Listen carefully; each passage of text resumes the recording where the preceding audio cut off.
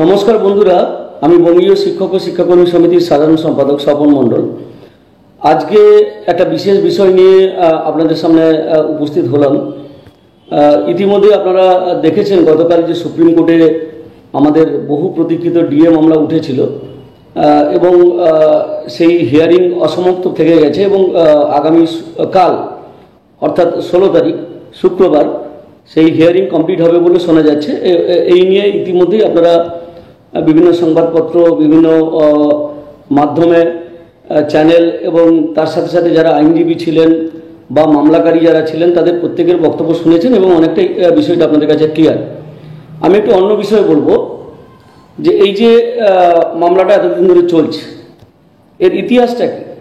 প্রথম কথা, সুপ্রিম কোর্টে প্রায় 14 থেকে 15 বার এই মামলাটা ওঠার পরেও নিষ্পত্তি কেন হচ্ছিল না, এর পেছনেও কিন্তু একটা গূঢ় রহস্য আছে। তো আমি প্রথমেই যেটা বলবো যে আমি ধন্যবাদ জানাতে চাই কনফেডারেশন অফ গভর্নমেন্ট এমপ্লয়িজ এর যে নেতা মলয় মুখোপাধ্যায় এবং পরবর্তীকালে যারা যুক্ত হয়েছিল ইউনিটি ফোরাম তার নেতা দেবপ্রসাদ হালদার, এই দুজনকেই আমি ধন্যবাদ জানাবো। মামলাটা প্রথমে শুরু হয়েছিল কিন্তু স্যাট, স্টেট অ্যাডমিনিস্ট্রেটিভ ট্রাইব্যুনাল। আমরা জানি যে মূলত সরকারি কর্মচারীরা যারা মামলা করেন আর কি, বিভিন্ন বিষয় নিয়ে ডিসপুট হলে তাদেরকে স্যাটেই মামলা করতে হয়। স্যাটে যদি কোনো নিষ্পত্তি না হয় তাহলে পরবর্তীকালে হাইকোর্টে যেতে পারে। তো প্রশ্নটা হচ্ছে যে যেহেতু স্যাটে মামলা হচ্ছিল, স্বাভাবিকভাবে প্রথমেই এই মলয় মুখোপাধ্যায়দের যে সংগঠন তারাই কিন্তু মামলাটা করেছিল এবং স্যাটে তারা জিতে গিয়েছিল। ইউনিটি ফোরাম কিন্তু পরবর্তীকালে যুক্ত হয়েছে। হাইকোর্টে মামলা চলাকালীন সিঙ্গেল বেঞ্চ এবং ডিভিশন বেঞ্চ যখন মামলা চলে তখন কিন্তু সরকারি কর্মচারী পরিষদ বলে একটা কিছু একটা আছে, একটা সংগঠন, তারাও কিন্তু এর সঙ্গে যুক্ত হয়েছিল। কিন্তু কোনো মঞ্চ বা কোনো কোম্পানি এর সঙ্গে কিন্তু যুক্ত হয়নি বা যুক্ত হওয়ার তাদের কোনো অভিপ্রায় ছিল না তখন। তো আমরা সবাই জানি যে হাইকোর্টে মামলা যে সিঙ্গেল বেঞ্চে জিতে যায়, ডিভিশন বেঞ্চেও জিতে যায়, পরবর্তীকালে সরকারি সুপ্রিম কোর্টে যায় এবং সুপ্রিম কোর্টের শেষ পর্যায়ে সে মামলা আছে। এর ইতিহাসটাকে একটু জানতে হবে। প্রথম কথা, অনেকের মধ্যে এই কনফিউশনটা আছে যে এই যে রোপা 2019-এর যে 37% ডিএ বাকি আছে এটা নিয়ে মামলা না রোপা 2009 যে সেটা নিয়ে মামলা।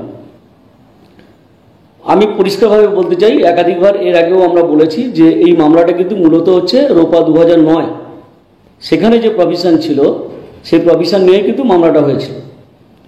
সেখানে রোপা 2009 যে প্রকাশিত হয়েছিল আপনারা সবাই জানেন যে এটা বামফ্রন্ট আমলেই, বামফ্রন্টের শেষ পে কমিশন এবং তাতে পরিষ্কার করে বলা ছিল যে সেন্ট্রাল গভর্নমেন্টের যে পে কমিশন তখনকার দিনে যেটাকে বলা হয় 6th পে কমিশন, তার যে রেকমেন্ডেশন ছিল বছরে 2 বার করে ডিএ দেওয়ার ব্যাপারটা, ঠিক একইভাবে আমাদের সেটা 5th পে কমিশন।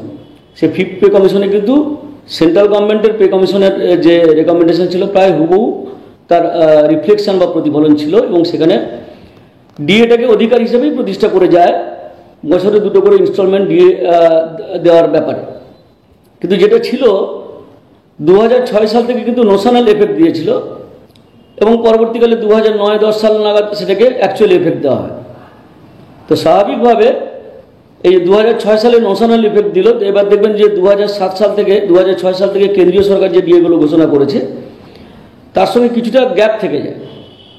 তাহলে আমাদের যে পাওনাটা হবে, যে টাকা পয়সা আমরা পাবো, সেটা কিন্তু মূলত 2007 সাল থেকে। কারণ হচ্ছে যে 6 সালে নোশনাল এফেক্ট হলো, তারপরে আস্তে আস্তে কেন্দ্রীয় সরকারও ডিএ ঘোষণা করলো। কেন্দ্রীয় সরকার অবশ্যই 6 সাল থেকে অ্যাকচুয়াল এফেক্ট দিয়েছিল। তাহলে তারা যে ডিএটা ঘোষণা করেছে তার পরবর্তীকালে রাজ্য সরকার আমাদের যে ডিএ ঘোষণা করেছে, এই দুটোর মধ্যে কিন্তু সামান্য ফারাক থেকে যায়।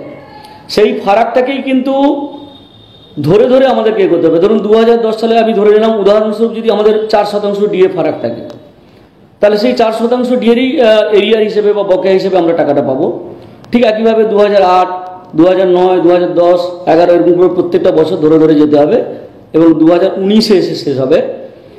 2019 পর্যন্ত প্রত্যেক বছর ধরতে হবে যে কেন্দ্রীয় সরকারের সঙ্গে আমাদের ডিএর কতটা ফারাক ছিল।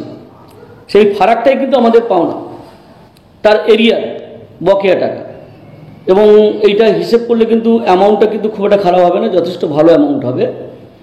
এবং ইতিমধ্যে তো হাইকোর্ট সেটা প্রতিষ্ঠা করেছে যে আমাদের ডিএটা অধিকার, এটা ফান্ডামেন্টাল রাইটের মধ্যে পড়ে, মৌলিক অধিকারের মধ্যেই পড়ে।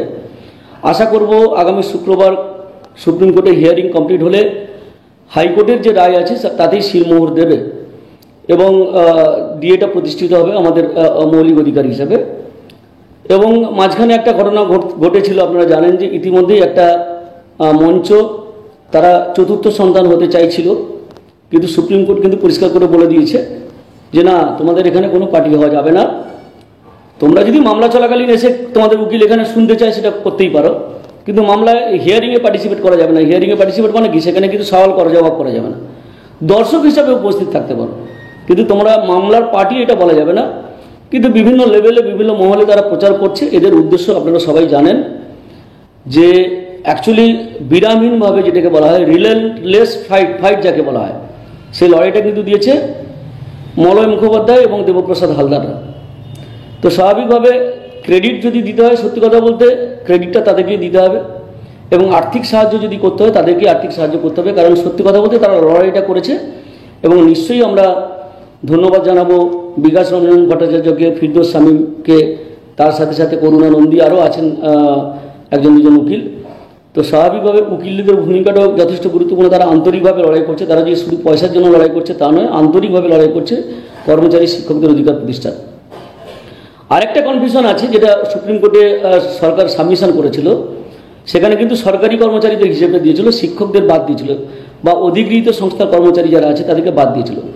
কিন্তু আমরা এটা স্পষ্ট করে বলতে চাই, হাইকোর্টের রায় যদি বহাল থাকে, সুপ্রিম কোর্ট সেটা বহাল রাখবে, আমরা আশাবাদী।